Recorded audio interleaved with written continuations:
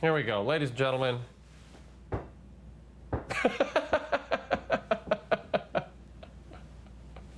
That went in. That went in big time.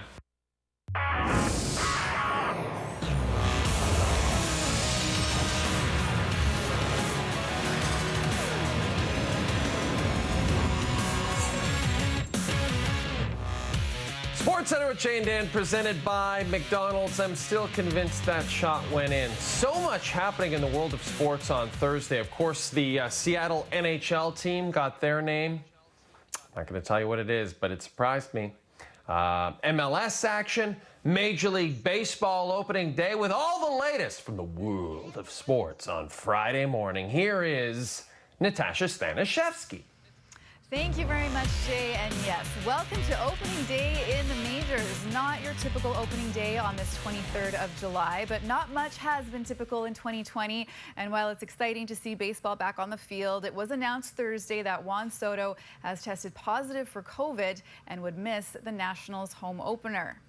Yankees taking on the defending World Series champion Washington Nationals. Both teams kneeling in unison for social injustice reform and Black Lives Matter. Gary Sanchez with 2 patches showing his support, United for Change, along with Black Lives Matter. America's leading expert on infectious diseases, Dr. Fauci, throwing out the ceremonial first pitch, and Dr. Fauci might want to stick to his day job. Oh, it's nowhere near the plate. Fauci was actually a point guard for his high school basketball team in Brooklyn. Doesn't look like much of an athlete there. He has a good laugh afterwards. First inning, Giancarlo Stanton at the dish with the man on. Stanton with a drive out to left center field, and just like that, the Yankees have jumped in front. 2-0 New York. Had there been fans in the ballpark, it was a guy that bought the worst seat that would have gotten that souvenir. Stanton with a towering 459-foot homer, and it's 2-0 Yankees. Garrett Cole making his Yankees debut. Cole signed a 9-year, $324 million deal this summer. Bottom 1, Adam Eaton takes Cole for a ride to right. That's a solo shot, and watch this. Eaton doesn't high-five the third base coach because, of course, COVID-19 rules. Nationals cut the lead to 1. Top of 3, Aaron Judge up with the man on. He ropes one to left. Tyler Wade comes all the way around to score from first, and it's 3-1 New York. But in the 6th, rain starts to pour down, so they delay the game. They ultimately decide to call it due to the weather. Yankees take it 4-1, the final. On to Major League Soccer now, where the Whitecaps needed a giant victory over the Chicago Fire to reach the knockout round. Vancouver needed to win by 2 goals to leapfrog their opponent by goal differential in Group B and move on, and possibly end up facing Toronto FC. Final Group B matchup, Chicago Fire facing the Vancouver Whitecaps. Vancouver has not won by 2 or more goals since July 2018. Opening half, it's their young goalkeeper keeping them in. The ball is pushed out wide, then sent in dangerously. But Thomas Hasal, the 21-year-old Saskatoon native, with a great stretch to get his hand on it and end the threat. Early in the second, there's another threat. That sky looks dangerous, so the game is forced into a weather delay. Both teams head off the pitch for an hour and a half before play resumes. When they returned, it was all Vancouver. 65th minute, the ball is flipped through beautifully to Jordi Reyna. He gets it alone around the keeper and slides it home. The Whitecaps, quickly out of the restart, have a crucial lead. Shortly after, looking for that 2-goal cushion. Elliott does so well with those. To the chest of Reyna. Over the top it goes. Dahome's onside. Christian Dahome! They have their second. Incredible! Fresh out of the weather delay, the Whitecaps score 2 goals in 5 minutes. An unreal clutch performance as they come up with a do-or-die 2-goal victory to advance to the round of 16. 2-0 Whitecaps, your final. Galaxy and Dynamo. If Houston wins or if LA wins by 3, the Whitecaps play Toronto FC on Sunday. If not, Toronto will play New York City while Vancouver gets Sporting KC. 17th minute, Houston with a free kick. Darwin Quintara with a perfect strike just freezes David Bingham in net. Houston needing a win to reach the round of 16 themselves. It's 1-0. 90th minute, Galaxy looking to draw level off the corner. Minor Figueroa gets his hands on Didi Traore in the box. It's enough to award Los Angeles a penalty with the game on the line.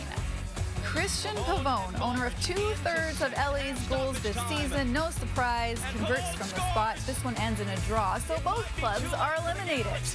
Toronto FC will now play New York City on Sunday, while the Whitecaps play Sporting KC. So we now know the opponents for the 3 Canadian teams in the MLS is Back tournament. Saturday, the Impact will play Orlando at 7:30 Eastern. Sunday, it's a Canadian doubleheader. TFC plays NYCFC. That's followed up by Vancouver taking on Sporting KC. Coverage begins at 8 p.m. Eastern at 5 Pacific. NASCAR Cup Series Super Start Batteries 400. Skip to stage 3, off a restart. Joey Logano goes into the wall. Matt DiBenedetto also finds the wall. Both are done for the day. Jimmy Johnson's car also damaged. After this caution ended, another wreck off the restart. Left front splitter bottoms out. But Chase is going to be able to push that Atlanta car back out front. More wrecking. And around goes the 95 and the 37. Hard hit. Into the wall. Oh, my goodness. Priest almost goes upside down. There are multiple cars involved in this accident. Some drivers sent to the infield care center. Priest would be okay after the wreck. Ryan talking. Red flag comes out after the accident. Now, Denny Hamlin won at this track in October and wins his 5th race of the season. That leads all drivers in the Cup Series. Hamlin now has 11 wins in his last 2 seasons. And so Denny Hamlin is... Stick around, we will have more Jay and Dan after the break.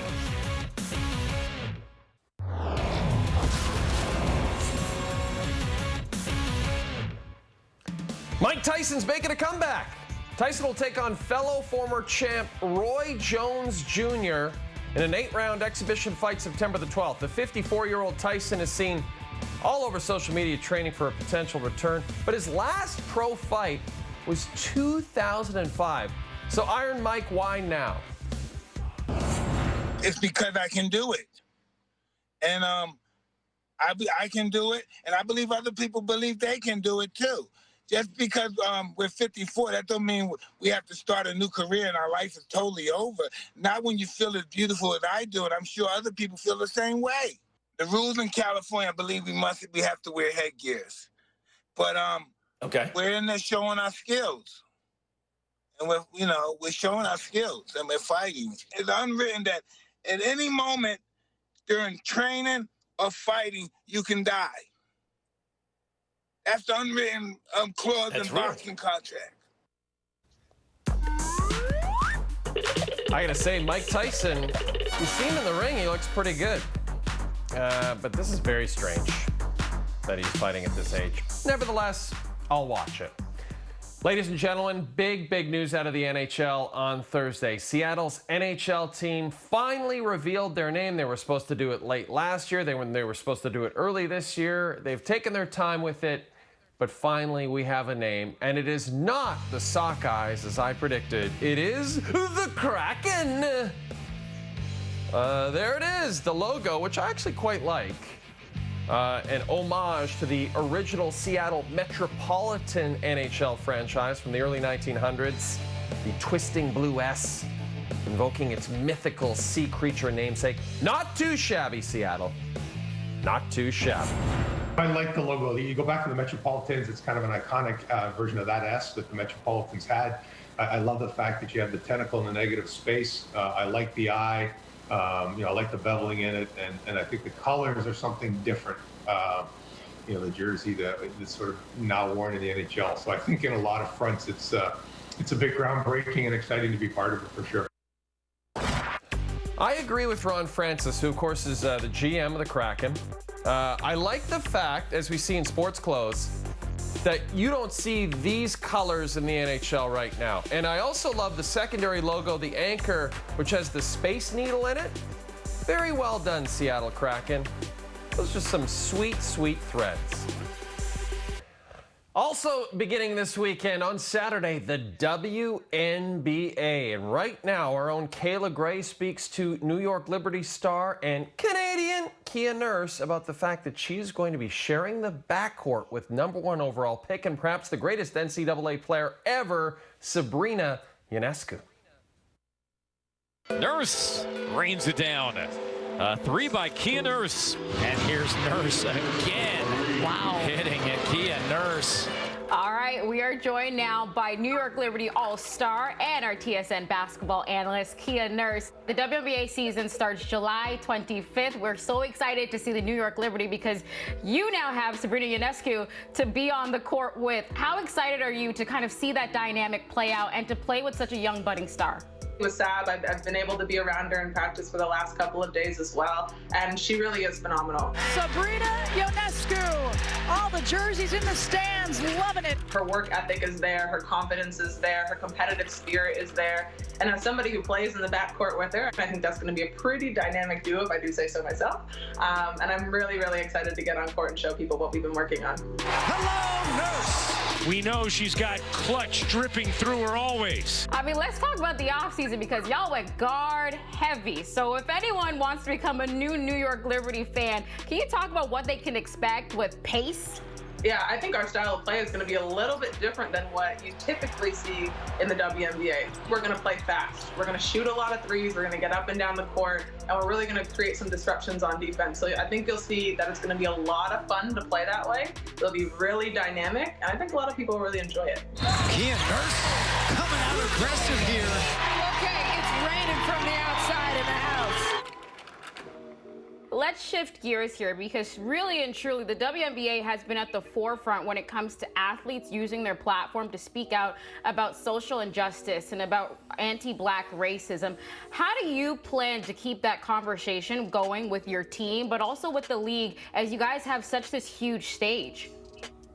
I think the W has been really, really good, especially its players. So you've had some players who have opted out of this season, and Natasha Cloud and Renee Montgomery, to really focus and really fight that battle on the front lines for social justice and social reform. This is bigger than basketball. We're not only athletes. When we take that uniform off, we are Black. We're really excited to be able to use our platforms, both in the media when we have kind of post-game conferences as well, to really discuss some of these social issues that we're fighting for. Say her name! Say her name! Breonna Taylor's name now being spoken all over the country. The 26-year-old woman whose death sparked outrage when she was shot and killed by police in her apartment in Louisville, Kentucky. Each jersey will have a Breonna Taylor name on the back of it, making sure that we're continuing to say her name and obviously hoping to get some more details and reopen that case as well. We're trying to use our voices and our platforms together to really, really boost and amplify the message of Say Her Name and Black Lives Matter. And that leads us to the opening round of the 3M Open in Minneapolis. Dustin Johnson, a winner just 3 weeks ago, not playing well since. 18th hole, second shot on the par 5. Drinky drink. You take a drinky drink. You take a drinky drink. Missed the cut last week at the Memorial. Now hitting his 4th after taking a drop. Former world #1 puts another one into the drink. It got worse. Failed to reach the green for a 3rd time, hitting shot number 8. And this is actually a real nice approach. He knocked that in for a 9. It's a 7 over 78, but after the round, Johnson was forced to withdraw with a back injury. Okay, how about Calgary's Aaron Crawford? This is such a great story. A full-time caddy on tour for Martin Schreiner. He qualified for this tournament Monday. His PGA Tour debut as a player. Just 1 bogey on the front 9. Ended up shooting 2 under par in his PGA debut. How great is that? Way to go, Calgary's Aaron Crawford. Brooks Koepka, well back in the FedEx Cup standings, in danger of missing the upcoming playoffs for the first time since 2015. Birdie putt on 16 for just under 7 feet. And these greens are tough. Koepka, 4-time major champ. 3-putt bogey within 7 feet. He'd shoot 1 under, but he is well back. Raptors basketball. It's basketball. It's basketball. Just a scrimmage, though, on Friday against the Rockets. Presented by Tangerine. 7:30 Eastern Time, TSN.